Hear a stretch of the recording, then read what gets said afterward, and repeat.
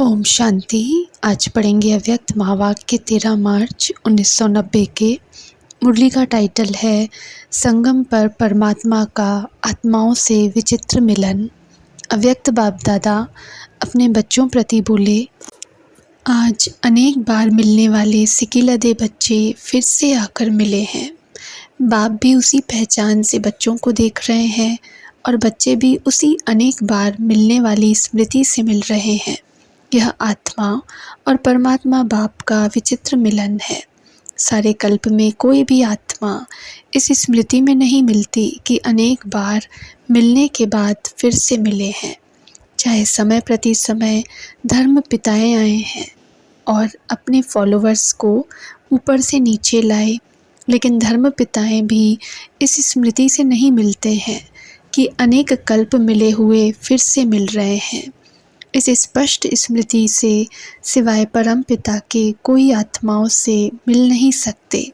चाहे इस कल्प में पहली बार ही मिलते हैं, लेकिन मिलते ही पुरानी स्मृति, पुरानी पहचान जो आत्माओं में संस्कार के रूप में रिकॉर्ड भरा हुआ है, वह इमर्ज हो जाता है और दिल से यही स्मृति का आवाज़ आता है, यह वही मेरा बाप है। बच्चे कहते तुम हो मेरे और बाप कहते तुम हो मेरे। मेरा संकल्प उत्पन्न हुआ, उसी सेकंड उस शक्तिशाली स्मृति से, संकल्प से नया जीवन और नया जहान मिल गया और सदा के लिए मेरा बाबा इस स्मृति स्वरूप में टिक गए। जैसे कि स्मृति स्वरूप बने तो स्मृति के रिटर्न में समर्थी स्वरूप बने। समर्थ स्वरूप बन गए ना, कमज़ोर स्वरूप तो नहीं होना।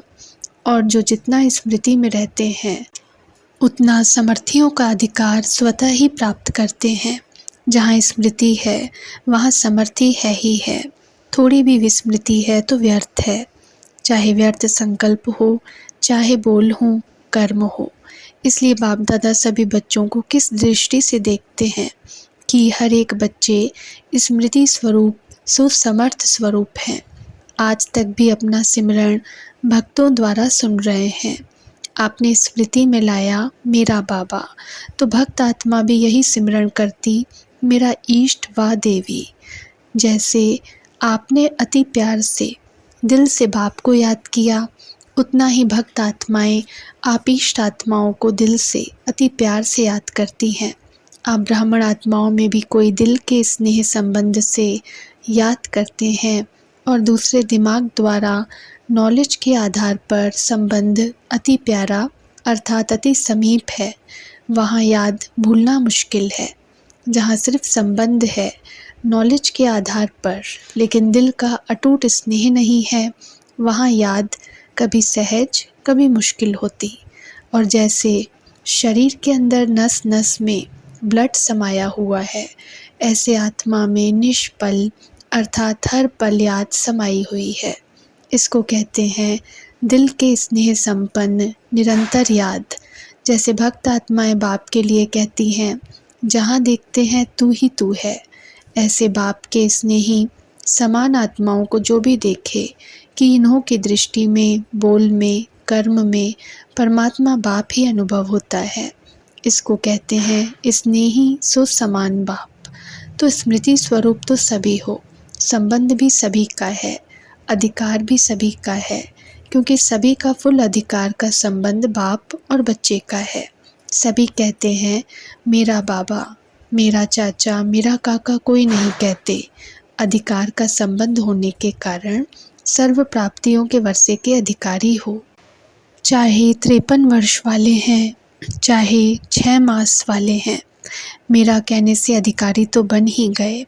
लेकिन अंतर क्या होता है? बाप अधिकार तो सभी को एक जैसा देते हैं, क्योंकि अघुट वर्षा देने वाला दाता है।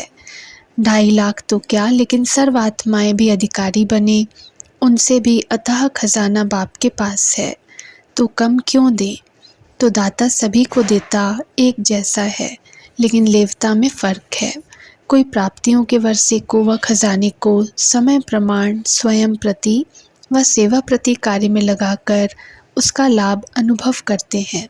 इसलिए बाप का खजाना अपना खजाना बना देते हैं, अर्थात अपने में समा देते हैं।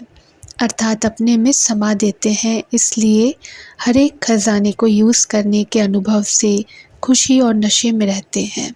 शुद्ध नशा उल्टा नहीं। और दूसरे खजाना मिला है, इस खुशी में रहते हैं, मेरा है, लेकिन सिर्फ मेरा है और उसको कार्य में नहीं लगाते हैं। कोई भी अमूल्य वस्तु को सिर्फ अपने पास स्टॉक में जमा कर लिया, लेकिन सिर्फ जमा करने और यूज़ करने की अनुभूति में अंतर है। जितना कार्य में लगाते हैं उतनी शक्ति और बढ़ती है। वह सदा नहीं करते, कभी कभी करते हैं, इसलिए सदा वालों में और कभी कभी वालों में अंतर पड़ जाता है। कार्य में लगाने की विधि यूज़ नहीं करते तो दाता अंतर नहीं करता, लेकिन लेवता में अंतर हो जाता है। आप सभी कौन हो? कार्य में लगाने वाले या सिर्फ जमा देख खुश होने वाले? पहला नंबर वाले हो या दूसरा नंबर हो? बाप दादा को तो खुशी है कि सभी नंबर 1 हैं या इस समय नंबर 1 हो।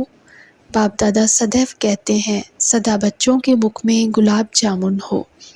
जो कहा वह किया, अर्थात सदा गुलाब जामुन मुख में है। दुनिया वाले कहते मुख में गुलाब, लेकिन गुलाब से मुख मीठा नहीं होगा। इसलिए गुलाब जामुन मुख में हो तो सदा ही ऐसे मुस्कुराते रहें। अच्छा, कई नए नए फिर से मिलने पहुंच गए हैं।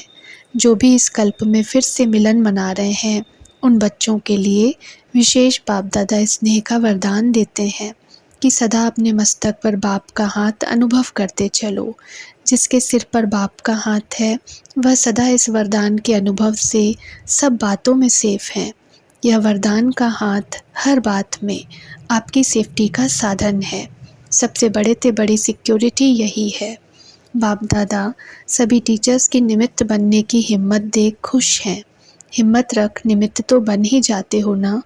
टीचर निमित्त बनना अर्थात बेहद की स्टेज पर हीरो पार्ट बजाना।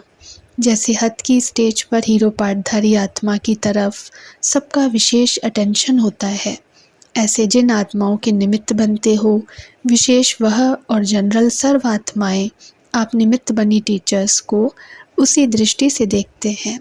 सभी का विशेष अटेंशन होता है ना, तो टीचर्स को अपने में भी विशेष अटेंशन रखना पड़े, क्योंकि सेवा में हीरो पार्टधारी बनना अर्थात हीरो बनना।